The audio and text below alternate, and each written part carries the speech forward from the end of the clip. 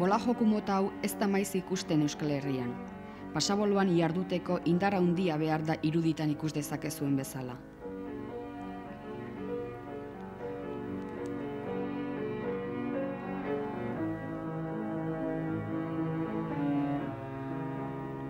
Bolatoki mota honetan bi alderdi ezberdin daitezke argi eta garbi.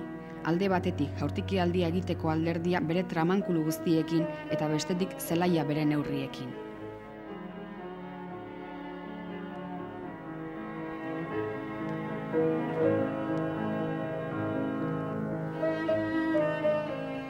Lehenengo alderdia lau tramankuluz osatuta dago. Bolak gertatzeko lekua. Bertan ura eta bolaren ur-jarioa lehortzeko gaiak jartzen dira. Hasierako aldapatxoa. Hemen kirolariak abiada bizia hartzen du hurrengo goralditxoan bola ahalik eta indar handienaz askatzeko. Hiru txirloak goralditxo honetan iladan jartzen dira.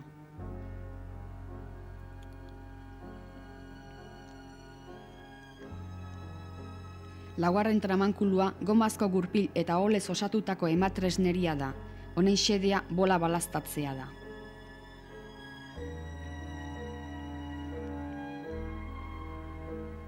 Bigarren alderdia brinez zeharkatutako zelai zabal bat da.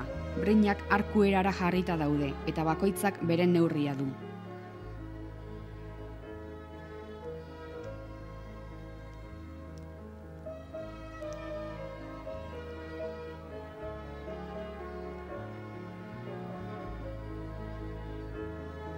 Kirolariak bola hartzen du erabat busti ondoren eta lehendabiziko aldaparen goikaldera igotzen du. Handik behera abiada bizian jaisten da.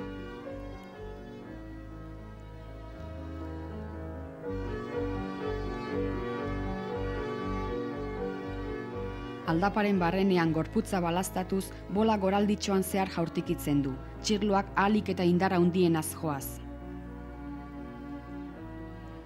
Txirloak kolpe hortitzaen ondorioz aidetara ateratzen dira, zelaian barreiatuz.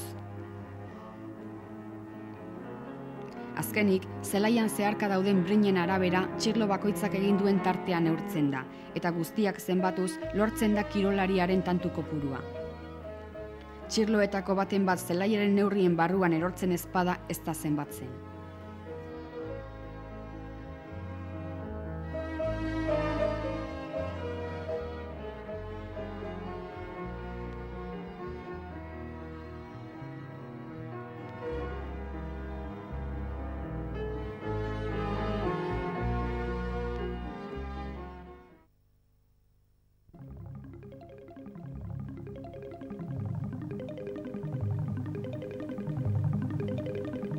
Bukatzeko, azken urteotan bola jokuen federakundean onartu den apunteria joku batez mintzatuko gara.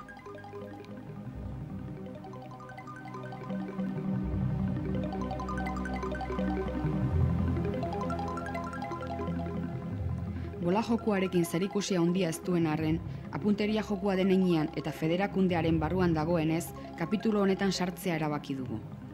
Lehenengo eta behin, kanpotik ekarritako joku bat dela esan behar dugu. Hala ere, badirudi honen antzerako joku bat bazela Nafarroako iparraldean, baina gaur egun erabat desagertua dago. Jokuaren oinarria tresna batez beste bat jotzean datza. Jaurtikitzeko tresna zilindro forma duen burdin zati pisutsu bat da. Lakalba izendatzen zaio eta zilindro forma du. 8 zentimetroko diametroa du eta 25 zentimetroko luzera.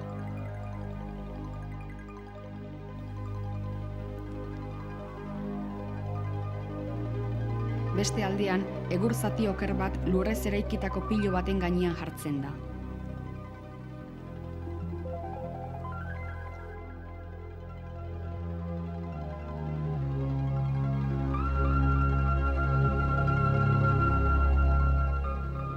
Jaurtikitzailea eta kalbaren artean 15 metrotako tartea gordetzen da.